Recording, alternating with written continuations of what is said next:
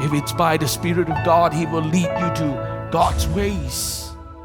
He says, you are the children of God. You're not led by your flesh. You ought not to be led by your cravings that are carnal. He says, you date in your flesh through the Spirit. He says, be not led by these cravings, but be led by the Spirit of God. The Spirit of God will lead you to shut your mouth, to stop that feeling, to not let it rule over you and get the better of you and cause you to do things that you regret later.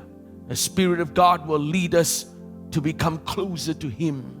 He says, those that are the children of God, they ought to be led by the Spirit of God. Who is leading you? What is leading you? If it's by the Spirit of God, He will lead you to God's ways. And when you come into God's ways, it's the ways that will prosper you. But the ways of this world will tempt you otherwise, will say you follow this way and you have shortcuts and you get there faster, easier, painlessly.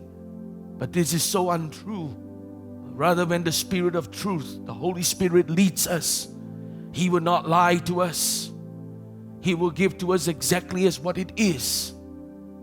And sometimes we get afflicted physically. We come into problems and physical infirmities, and we get into trouble. We get into financial situations and difficulties.